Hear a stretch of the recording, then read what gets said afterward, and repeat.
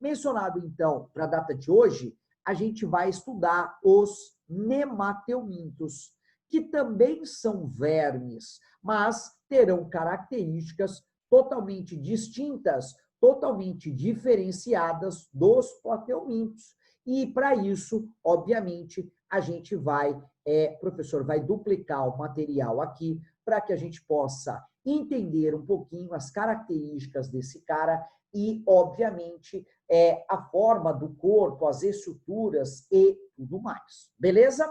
Tranquilo. Bom, eu vou começar aqui pelas imagens, é sempre pelas imagens. Bom, vou começar aqui por esse carinha relacionado aqui no meio. Bom, a primeira coisa que a gente pode perceber é que o corpo desse cara não é mais achatado dorso-ventralmente. Esse cara apresenta um corpo cilíndrico afinalado nas extremidades, como se fosse o formato de um quibe, obviamente alongado, né? Um quibe, obviamente, com as suas estruturas aí externas, né? Suas periferias, uma estrutura mais alargada. Muito bem. Então, esse cara agora, ele é arredondado. Aqui eu tenho um nemateuminto e eu faço um corte transversal nesse cara, o que o corpo desse organismo vai se apresentar desta forma. O que aqui a gente já pode analisar, obviamente, algumas características. Primeiro delas, eu tenho na região externa, que está relacionado aqui em marronzinho, a ectoderme, um tecido externo, muito bem. Tenho este vermelhinho que circunda, obviamente, a ectoderme, chamado de mesoderme. E lá dentro, de volta dessa região aqui, que é a cavidade digestória, de volta dela, eu vou ter a endoderme. Professor, então eu posso identificar que esse cara é um triblástico? Você não pode? Você deve classificá-lo. Depois de plateuminto, todos os organismos terão essa constituição. Todos esses organismos terão os 3 folhetos embrionários, ou seja, os 3 tipos de tecido. E esse cara, obviamente, ele vai apresentar essa estrutura amarelada ao seu redor. Nós vimos na data de ontem, quando nós estudamos os plateumintos, que plateumintos era um organismo acelomado, não tinha celoma, não tinha estrutura oca na constituição do seu corpo, das suas estruturas. Esse cara apresenta essa estrutura amarelada, que nessa região interna é o que compõe a maior parte, denominado então de pseudoceloma, ou seja, é o início, é o desenvolvimento de uma estrutura, obviamente, que vai ser oca nesse organismo. Nessa outra imagem, aqui, também feito um corte histológico, a gente consegue enxergar. Olha, aqui eu tenho uma cavidade. Repara lá, essa cavidade. Essa cavidade é o pseudoceloma, ou seja, uma cavidade que vai dar origem aí, obviamente, às estruturas e aos órgãos oco neste organismo. Muito bem. Aqui dentro é a cavidade digestória, né? Digestiva não, mudou esse termo, né? Cavidade digestória. Aqui é um tecido dentro chamado de endoderme.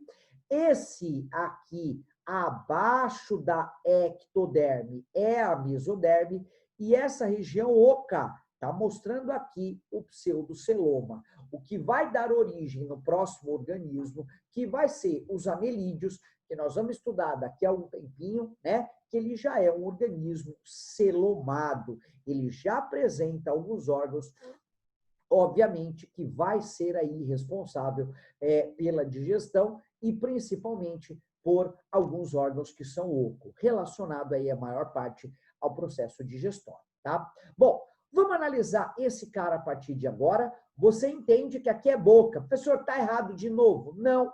Esse é o primeiro organismo que esse termo aqui é chamado de boca e o final é chamado de ânus. Hoje, professor, ele tem 1 ano? Tem. Então, significa que esse nemateuminto nada mais é o primeiro organismo que vai apresentar, então, um sistema digestório completo. O que é isso? É o sistema digestório onde eu tenho 2 extremidades representadas, uma por boca, onde esse alimento ele vai ser teoricamente introduzido dentro do corpo desse animal, e nessa parte final eu vou ter aí a eliminação das excretas, ou seja, a eliminação das fezes, denominado então o final aí do sistema excretor, que nada mais é do que o ânus. Então, repara que esse cara já tem algumas características evolutivas muito diferentes do que o anterior, que obviamente foi aí o plateuminto. Então, aqui você já pode perceber que esse cara não tem mais um corpo achatado. Você pode perceber a presença aí de um sistema digestório completo, a presença da boca e a presença do ânus. Você pode perceber nesse cara a presença de um pseudoceloma, é o desenvolvimento do celoma no próximo filo, no próximo organismo. Então, vamos dizer que esse nemateuminto é um organismo, obviamente, de transição. Ele está deixando de ser acelomado para ser um cara celomado. E aí, nessa transição, eu tenho o pseudocelomado, que, muito prazer, eu apresento para vocês o nemateuminto. Beleza? Tranquilo. Analisando aqui, eu tenho uma boca, aqui eu tenho uma placa retrátil cortante, como se fossem falsos dentes, né? Que vai cortar aí esse alimento. Eu tenho aqui, ó, que coisa engraçada, um anel nervoso. É literalmente um anel, ele circunda a faringe. Então, aqui está relacionado à estrutura nervosa desse organismo, ou seja, os gânglios cerebrais, relacionado aqui em forma circular em um anel.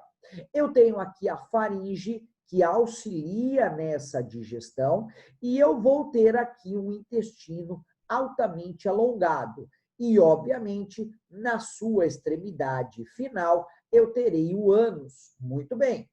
Este organismo aqui agora, ele apresenta um orifício aqui, denominado aqui de orifício reprodutor, né? E aqui relacionado, então, ao ovário. Professor do céu, então significa que esse cara tem reprodução sexuada? Na verdade, o macho, ele vai, e aqui é o macho, tá? Ele vai introduzir partes do seu corpo nesse poro genital, tá? Não é considerado uma vagina, mas é um poro genital, e aqui ele vai liberar os seus espermatozoides. Esse espermatozoide desse organismo, ele é muito diferente do que o nosso espermatozoide, por exemplo.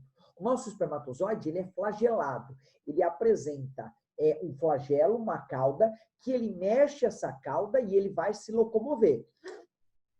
Esse cara não precisa desse flagelo, porque o macho, ele vai introduzir partes do seu corpo dentro do corpo da fêmea, para que, obviamente, ele introduza já diretamente os espermatozoides dentro do local correto. Então, esse espermatozoide não precisa caminhar.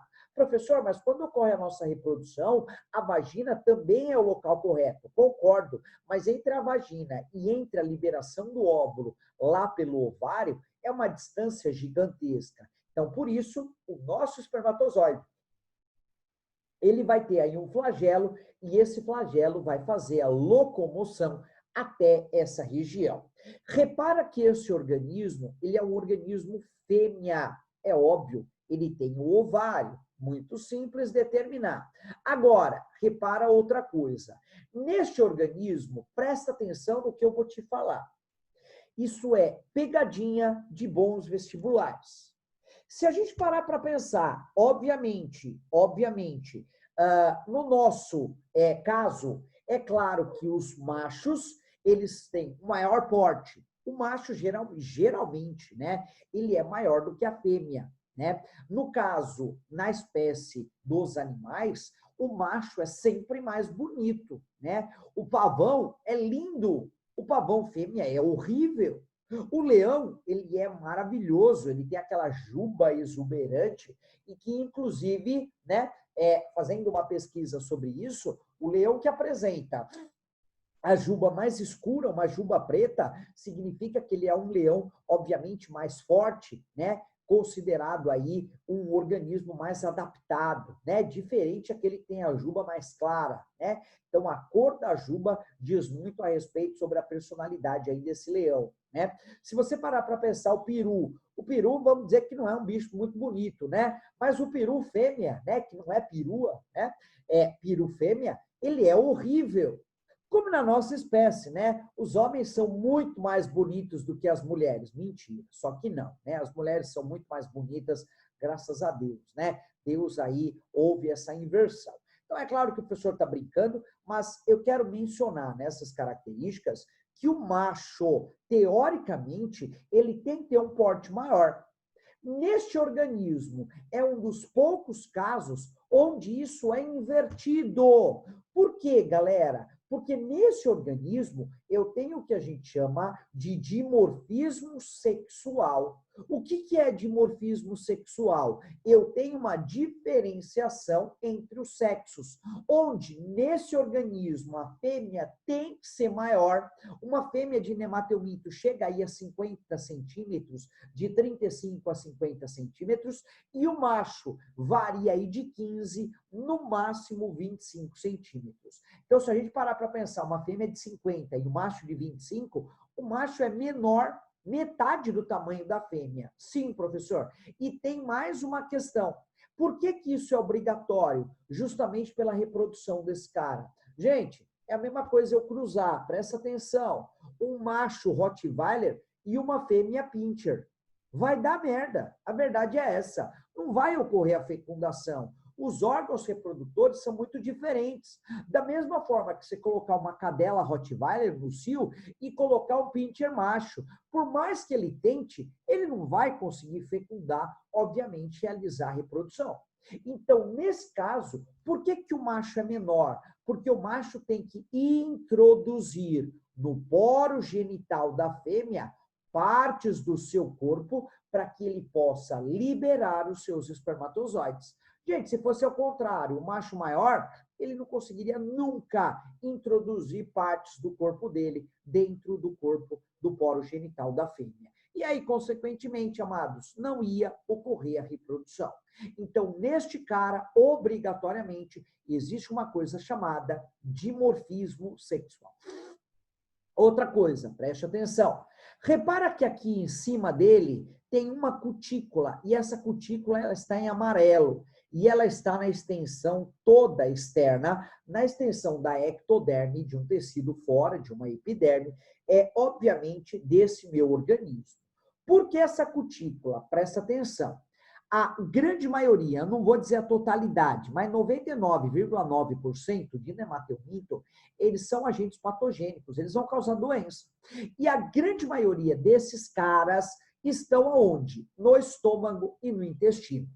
Professor, meu estômago tem enzima digestória, que vai digerir o organismo. Sim, mas nesse caso, nesse organismo, isso não vai acontecer. Por quê? Porque é como se ele tivesse uma proteção, como se ele tivesse uma capa protetora, fazendo com que esse organismo, obviamente, não seja digerido, óbvio, pelo nosso sistema digestório. Então, isso é uma adaptação mencionado aonde esse cara vive, principalmente no intestino, início do estômago e começo do intestino é onde ele vive. Então, ali ocorre a digestão e, esse caso, ele não é digerido pela presença aí dessa cutícula. Beleza? Aqui eu tenho um cordão nervoso que a gente se divide em dois, né? Cordão nervoso dorsal, que está nas costas, e ventral, que está na barriga.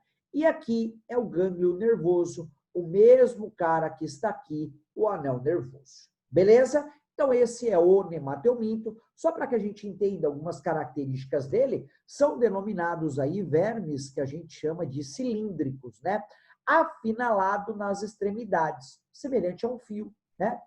Seu corpo não é segmentado, não dá para ver nesse cara onde é a boca, onde é o ânus. Não dá para ver, né? Então, ele é não segmentado, exibe a simetria bilateral. Vimos isso ontem. Cortou o cara no meio, os dois lados são simétricos, são parecidos. Existem parasitas nemateumintos de homem, de animais e também de plantas. Descritas hoje, mais ou menos 10 mil espécies, sendo a grande maioria agente patogênico parasita, tá? Encontrando-se em todos os ambientes, habitats terrestres, eu tenho marinhos e água dulcícola, ou seja, água doce, água que não é salgada.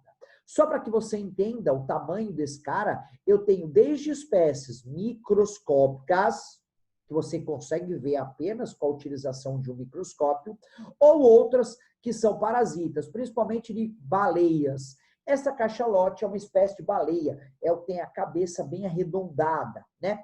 E existe um nemateuminto que parasita esse cara e que tem, lindão de Jesus, 13 metros. Puta vida!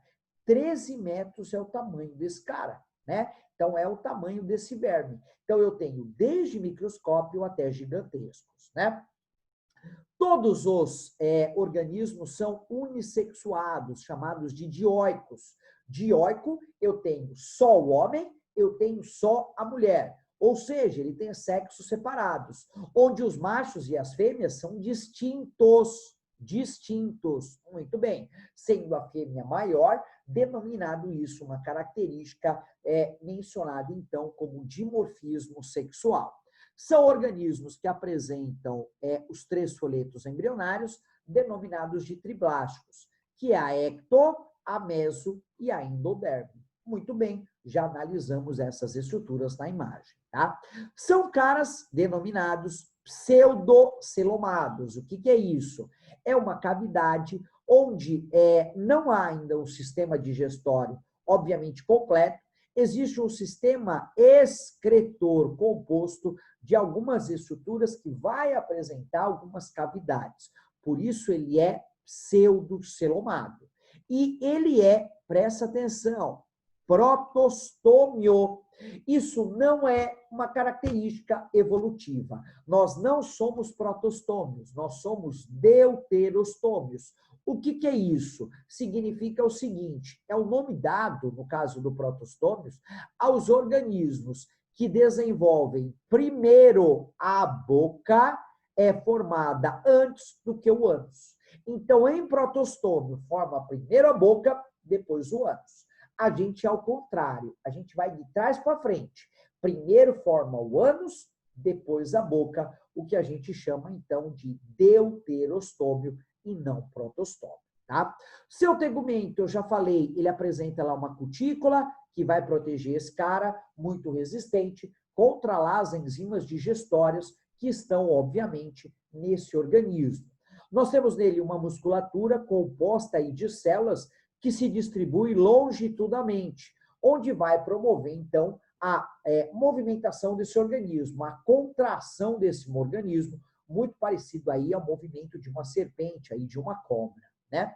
A respiração, ele não possui, não apresenta sistema respiratório, onde a respiração é feita pela cutânea ou tegumentar, ou seja, pela pele. Ele respira pela pele ou alguns tegumentos, feitas através de difusão, ou seja, eu retiro o oxigênio que está em maior quantidade na parte externa e ele vai entrar, obviamente, pela minha cutícula, o que eu vou utilizar esse gás oxigênio. Então, é um processo chamado aí de difusão, tá? No caso, a digestão desse organismo, ela é completa, porque eu tenho a presença da boca e a saída, né? Muito bem. Onde compreende algumas partes que nós já vimos lá, principal delas é a faringe, uma faringe musculosa, né? Que permite aí a deglutição aí do meu alimento, né? E o que vai desembocar, obviamente, no intestino. Esse intestino, nós vimos aqui no desenho, olha lá, bem ramificado, bem gigantesco, para que essa digestão possa ocorrer da melhor forma possível, para que eu possa absorver da melhor forma possível os nutrientes, e a saída vai ser, então, obviamente, pelo ânus, tá? Essa excreção é feita, obviamente, de amônia e vai ser eliminada através da estrutura que a gente denominou, então, de ânus. Esse sistema nervoso, ele apresenta um sistema nervoso aí longitudinal, né? E apresenta um gânglio nervoso. Então, eu tenho aqui uma região central e esse gânglio nervoso, ele segue aí, obviamente, na longitude, longitudinal esse organismo. Lembrando que um está na parte superior, chamado nervo dorsal, e o outro está na parte inferior, chamado nervo ventral, tá? Essa circulação desse organismo, na verdade, não ocorre, ele não tem células que vai fazer aí essa circulação. O que essa circulação vai ser feita aí por um líquido que está dentro do organismo. Então, mediante aí, obviamente, a troca dele, a movimentação dessa musculatura, esses líquidos são, obviamente, movimentados, e aí é o que vai ocorrer, então, obviamente, essa circulação. Então, não existe um órgão responsável pela circulação, e sim a movimentação de um líquido lá dentro, o que vai promover aí, então, as trocas gasosas, tá? Então, as trocas gasosas nada mais é a obtenção do oxigênio pela pele ou por alguma estrutura tegumentar e vai liberar, obviamente, o que a gente chama de gás carbônico, que é o CO2, tá?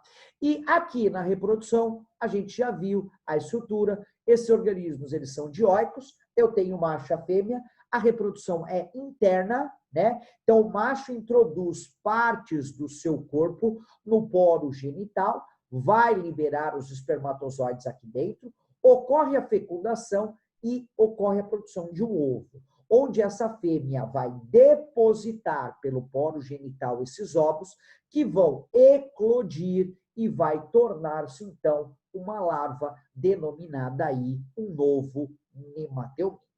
Ou seja, essas são as estruturas básicas deste organismo, denominado, então, de nemateumínio. Qual é o interessante, galera? Não só para minha avaliação na segundona, mas para estudo.